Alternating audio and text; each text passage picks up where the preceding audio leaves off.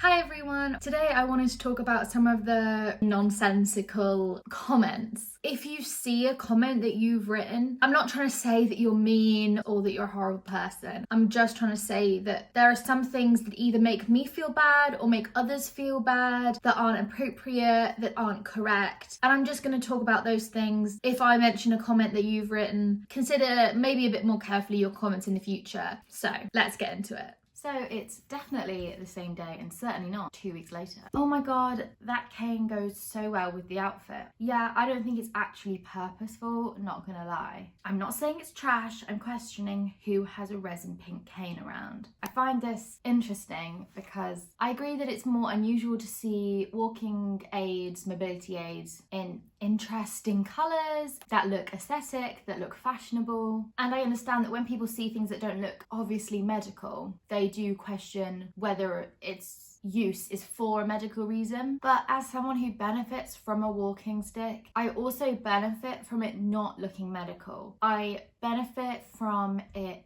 matching my outfits, giving me confidence, making me feel good about myself. It helps with all of that. Just because it doesn't necessarily align with what you perceive as a mobility aid, it doesn't mean that it doesn't have a purpose for me. I also got a similar comment from a disabled person. No offense, but as someone who is disabled and uses a cane, if I see someone with a plastic shiny cane like yours, I would honestly think you are faking it and it's just a prop or toy. Not that all our medical equipment needs to look medical, but it does help. I understand the fear of not being taken seriously. I understand where this person's coming from, that sometimes you do want to send people the signal of, I have a medical condition. You want them to really understand medical, to give you that bit of comfort so that they believe you, so that they treat you in the situation that you need, things like that. But I find it a little bit disheartening because from another disabled person who suggests that they say the words, aids don't have to be medical, but they also say that because mine aren't medical, they wouldn't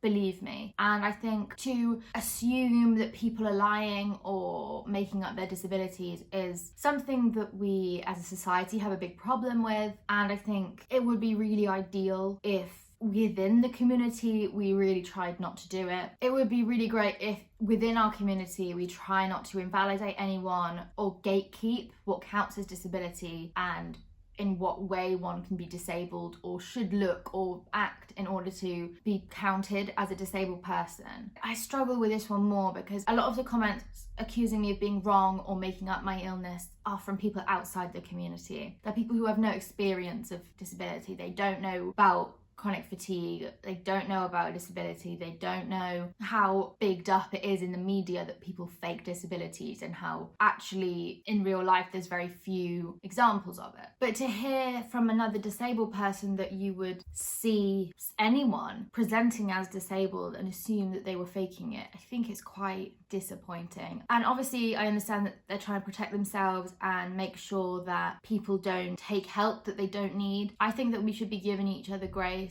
and believing each other. I feel a little bit like, why shouldn't my aids, the things that I need to use, go with my aesthetic? Why shouldn't they go with my outfits? Why shouldn't they look nice and be interesting? I personally don't feel the need to make sure everything looks medical in order to make sure people know. People already know. You go in a wheelchair just because you've put butterflies on it doesn't mean people don't know. You go out with a walking stick just because it's pretty, it's acrylic, it's got bubbles, doesn't mean people don't know. And I think for those who assume that you're just gonna run into someone who's faking it, don't really know how few people actually fake disability, and it's not nearly as common as you would believe from media where all the bad guys are always faking it or whatever. My main point is, let's just give each other grace, and if you see someone using a disabled toilet or posting about disability online and they don't look disabled to you, remember, either they don't look disabled at all to you or they look like they have an aid that doesn't necessarily look in the way you think aids should or do look. Just give them some grace. The likelihood is they're just doing what they need to do and trying to make the world and mobility aids and whatever work for them. We've got to stop accusing each other of faking. People already accuse us of faking. We need to not do it to each other within the community. Wait, she uses a walking stick but is wearing those shoes. I see this I understand this. I love shoes. Do a quick swap to a shot of my shelves where I keep my shoes. Are all of them practical for my walking ability? No. Does that matter?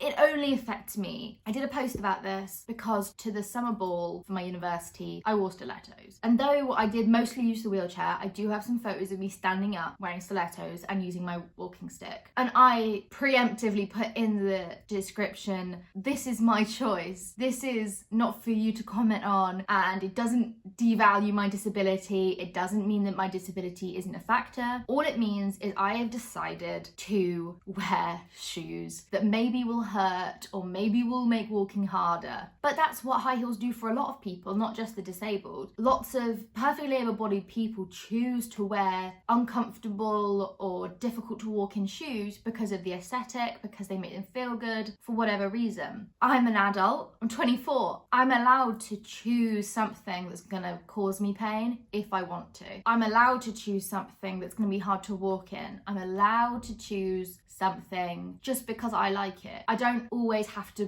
do the most practical thing just because I'm disabled. Disabled people, and I say this to myself and others quite a lot, disabled people are allowed to make bad decisions just like everyone else. You want to go out, get really drunk, and you're an adult. Just because you're disabled, why shouldn't you be allowed to do that? You want to wear an impractical outfit, you want to freeze on your way home from a bar, you want to wear shoes that hurt. Everyone's allowed to do that. You're allowed. You're a grown-up, and it does not invalidate your disability. It does not mean anything about it. We're all allowed to make bad choices in the name of fun and enjoying ourselves.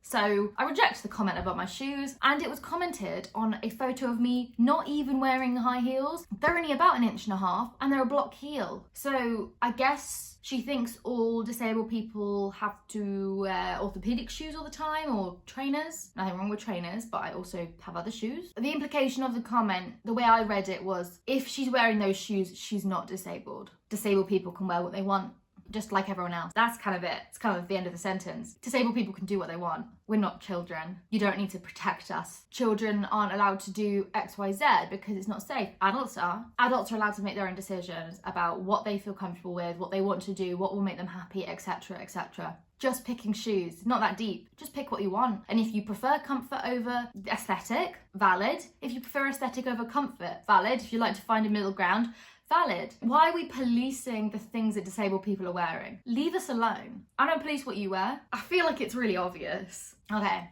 This one person comments a lot about how I shouldn't worry, that I'll be fine in the future, blah, blah, blah, blah. And I know they think they're being nice, and I also know that they think they're right. But one thing about ME and lots of chronic illness conditions, yeah, some people do recover. Not everyone. And you don't know which one you're gonna be. It's been 8 years. It doesn't look like it's going away. I could be wrong. I could start feeling much better tomorrow, but seems unlikely to me. Some people seem to think that the only way you can be happy is if you are better or fixed or cured, and therefore their only way to interact with me is to say, oh, you'll get better, don't worry. I think it's unlikely, and I'm not worried about that. It is what it is. I'm worried about other things, don't get me wrong. I have plenty of worries. I have an anxiety disorder, but I've been ill for 8 years and I've had some really good times. I've made great friends. I've got some really amazing memories. I don't need to get better to enjoy my life, is what I mean. So this comment says, you look good, you lost weight. First of all, don't comment on my body. Don't comment on anyone's body unless they actively ask you to. I definitely didn't lose weight. In fact, I think I gained weight before this video, but there you go. It doesn't matter, and it certainly isn't anyone's to comment on. The bit I actually saved this for was, you need to get more confidence in your body again. No crashes anymore. You are strong and energetic. Gonna disagree with you there, but okay. The wheelchair is more of a psychological thing. It's definitely a physical object. If you have more confidence in your body, you don't need the wheelie anymore. Keep it up. So this person's theory is that I used the wheelchair because of lack of confidence and it being all on my head. And I would strongly disagree. I have been ill, like I said, for 8 years. 6 years in, I started seriously considering getting a wheelchair because I felt a lot more confident in people seeing me as disabled, in accepting my body and myself for just who I am. I really struggled. I would not have been seen dead in a wheelchair 4 years ago. I was super insecure about being disabled. I wouldn't have said the word disabled. I wouldn't have identified myself as disabled. I would have said I was ill. I was sick. Okay, I am. That is also true. They're not mutually exclusive. You don't have to pick one or the other. And the confidence I have found in myself, in how my body works, is very important to my being able to use a wheelchair. Also a walking stick, to a different degree, but also the same thing. In terms of if you had more confidence, you have energy, you just need to really go for it. I have tried that. Sometimes, maybe you've experienced this, you just think, there's something really funny about the brain. Sometimes you think, oh, have I been making it up for 8 years? Have I been lying to myself? Have I bigged it up? Like self-gaslighting, right? That you start to question your experience, you start to question kind of everything you've been feeling for 8 years in my case. That's when I do stupid things like go on a walk and say, oh, I will walk to that far away place, and what if I do some exercise? And it doesn't happen very often. I say every couple of years I have a big question mark of, am I even disabled? Am I unwell? Am I a big old liar? But also I'm lying to myself. Am I lying to me? And then I do the walking, I do the exercise, I do the activity. No, I'm not making it up. Babe, sorry. I don't need more confidence and I don't need to just go for it. My body very quickly slaps me back down to earth and says, what are you doing? You can't be doing this. I get massive fatigue. I get excruciating pain. I feel sick. I get dizzy. My eyes go blurry. I get hot and sweaty, but also freezing cold. All of this is just slight exercise. This is walking too far. I get too much lactic acid. I can't feel my legs, and that's why the walking stick is so useful. I like to use it a lot of the time. It gives me a lot of confidence, but it's the most useful for me when I can't feel my legs, and the walking stick gives me a way to feel the ground. It doesn't happen as much because now I have the wheelchair, so quite often we bring the wheelchair out with me, and if I want to walk, I'll walk, but when I get tired, I'll use the chair. But pre the chair, we used to, go out, and then when you realise, I've overdone it and I'm too far away from home, there's kind of nothing you can do, you just have to walk home. And that's when your vision starts blacking out and you feel like you're gonna vomit in the street and all that kind of stuff. The walking stick and being able to feel the ground is a really great thing. It just gives you that confidence. I mean, your legs might still buckle, does happen, but confidence will not fix this, and nor will throwing away the wheelchair, which sometimes people suggest. Throw it away, please. You don't need it. As with my last story, I do. I do need it, and it's life-changing for me to have the wheelchair, and I certainly need it, and it gives me freedom that I didn't have before it. Throwing it away is simply not an option. Also, why would I throw it away? Even if I decided I didn't need it anymore, I could sell it or donate it to charity. I wouldn't just chuck it in the bin. This person claims that it was good advice for them to tell me to throw my wheelchair away, that it's uncalled for and it makes everything worse. Which, as someone replies, is a big claim from someone not inside my body and who doesn't know me in real life, has never seen me walk, never seen me use the wheelchair in real life. It's a big claim to suggest that I don't need it with no information. It's also, this comment is on a video about decorating my wheelchair. That's a very short patch. It's not even like a week vlog. It's literally a couple of hours where mostly I've sat down. But from that, they can tell that I don't need it. Maybe they are the magical, does somebody need a wheelchair detector? And here's more of it. I tried to help. I suffered from these symptoms myself. Well, as we all know, people suffering the same symptoms can have either different causes, different severities, different situations. What worked for you doesn't necessarily work for me, and I think we should not paint with such a wide brush, basically. Glad it worked for you to do whatever you did, but I'm a different person, and That would not work for me. Wheelchair equals resign equals depression. Let me tell you, I've been depressed a lot longer than I've had a wheelchair. Also, I'm a lot less resigned now that I have the wheelchair. Well, before the wheelchair, I was resigned to never leaving the house, to never going to certain places. I was resigned that I couldn't do so many things. I can do a lot more things now. My friends are able to push me, which means I can pretty much go anywhere in the city. Not a big city, my friends can walk around it. I can pretty much go anywhere now that I have the wheelchair. Before, I was stuck to a very small radius and basically only went out when my mum came and she brought the car. Wheelchair does not equal resign. Wheelchair equals freedom. The freedom to live your life and do what you want, for me. It's like saying bicycle is resign because you should just run everywhere. Okay, but bicycle, you go further and you can get there quicker and you're probably less tired when you do get there. They're for different things. That's how I choose the wheelchair. I don't walk everywhere in the same way you don't run everywhere. Because it's not practical, it hurts, your body would not enjoy it. You get to wherever you're going sweaty and exhausted. No. Someone else said, quite recently actually, on a video where I talk about my struggles with motivation for doing things, getting things done, especially self-care activities. I struggle with the motivation to do them. It's one of the things I'm working on. I, in the video, said it was because of depression. In my opinion, in my experience, I think depression is the main pusher of struggling with those things. This comment says, are you sure it's depression? One of the definitions I've looked up is about a lack of interest in life. And you seem to me you have all the interest out there. I understand what they mean, but you see me like this, which isn't an accurate representation of who I am all the time. You don't see me in my lows. You don't see me in my lows very often. Sometimes I do film them, but not very often because most of the time I don't want to be talking at all. Never mind to a camera. To think that you could diagnose someone over the internet is unrealistic, basically. I do have interests, but I am also medicated depressed, and I have definitely had patches in the past where I had no interests or interest in life. None at all. And I do at the moment, I do currently, but that's not all of my reality. You see me in this box. You don't see that I'm wearing a pajama bottoms. After this, I'm gonna lie down and do nothing for the rest of the day, both for energy, but also for motivation issues. Obviously, this person meant no harm. I just wanted to touch on it because sometimes we think that we have a window into someone's life. And though we do have a window into someone's life, you're only looking in one window and their life is a house or whatever. And they probably have invited you to look in the best window,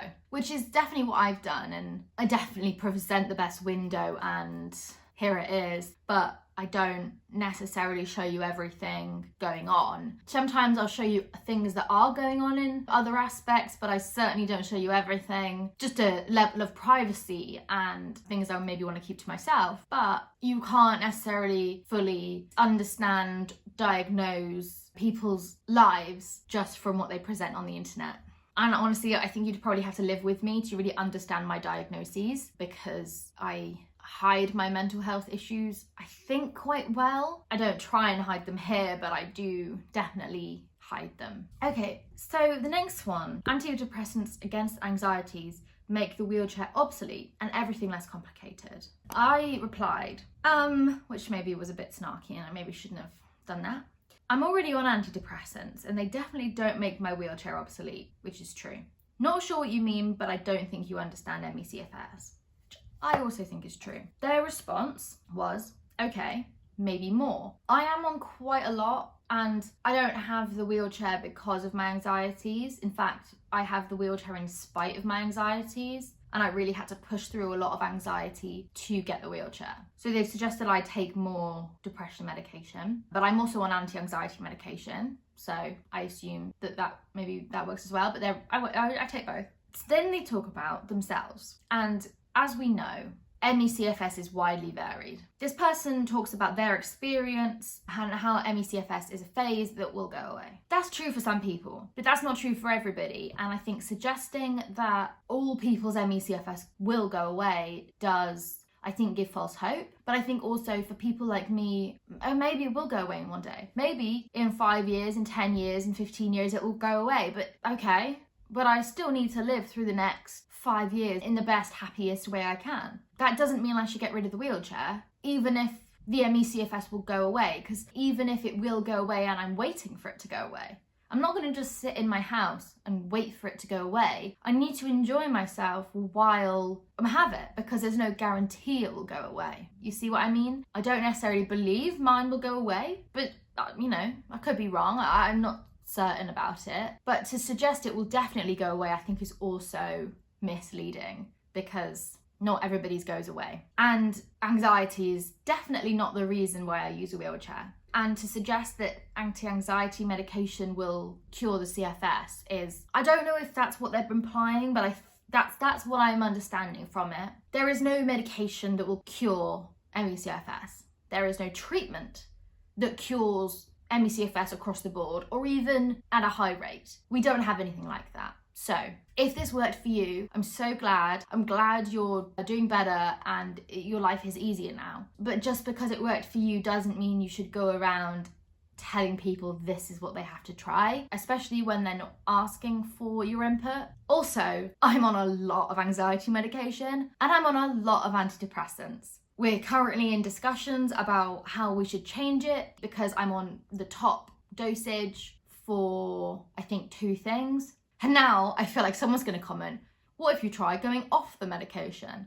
Well, that's the opposite, isn't it? Some people say, go on everything, go on more, go on more, go on more, it will fix it. And some people say, go off everything, be totally natural, get rid of all the medicine. They're the problem. There's no definite answer, there's no straightforward answer, and there's no answer that works for everybody. I think it's just the one, unsolicited advice isn't always the most pleasant to receive, and 2, suggesting that everyone with ME/CFS has the same situation and can be cured or recover in the same way is also flawed. We're all different and we all have to do what's best for us. And I am doing what's best for me. I promise you that. I've tried a lot of things. This method, the get enough rest, the take the medicine for your mental health, the don't push yourself too hard, this is how I feel the best. So I don't need any suggestions. Thank you though, but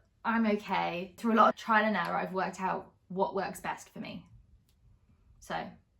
Okay, and for my personal favourites, the wrong word. Do you want to be a special guest? It's having a chat. How inconvenient. Special guests! These are my friends. They're gonna have opinions now. What if I told you your brain can only experience those things only after it has learned about what they are? As in, anxiety and depression aren't diagnosable. I was diagnosed with both. It was just a doctor pushing meds. I didn't actually have anything wrong with me. That's the case with most people. Telling you there's something wrong and prescribing meds makes them money and puts you down. Those disorders are barely real and have been fabricated to fuel big pharma and basically force us to think we rely on them. How does a depressed, anxious person run social media day in and day out? Normal people don't even have the drive for that. Not leaving your house and that kind of stuff is a direct result of your personal choices, not a result of any mental illness. Mental illnesses that affect the physical aspects of your world are considered complete psychological failure. It's known as psychosis. You seem to have been misdiagnosed. You need psych meds. I'm confused, first and foremost, both by the psychological disorders aren't real, but you have a psychological disorder, and these things aren't real and you shouldn't be given meds. But you do need meds. Why aren't Big Pharma pushing psych meds on me? I'm very confused about anxiety and depression aren't diagnosable, because they are. People do get diagnosed with. I have been diagnosed with them. I mean, how does everybody feel? The person seems to potentially be confusing very real critiques of the way the medical system can sometimes work with medicine and actual, things that people feel. And I'm just kind of confused about the switcheroo. They're saying that they were fine and they were pushed meds on them and that shouldn't have happened to them. But that doesn't mean it's what's happening to me. I need them and I know that because sometimes I forget and it's real bad. What do they mean run social media?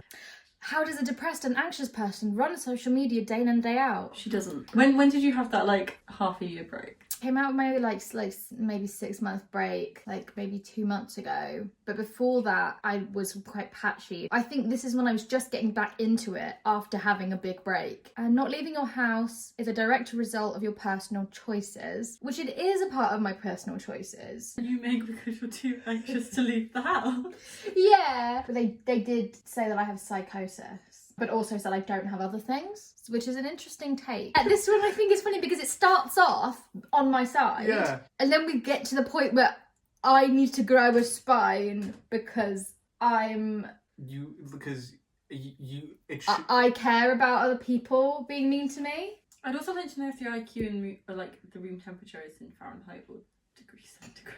Another one of my favourites. Antidepressant against anxieties make the wheelchair obsolete and everything less complicated. Try it. What can you lose? Again, antidepressants dependent on body weight, height, severity of symptoms. What I was going to say was, see, I'm getting a lot of confused information because this guy says I should take more antidepressants, whereas the last guy said antidepressants are made up and therefore I should stop taking It's them. almost like neither of them know what they're talking about.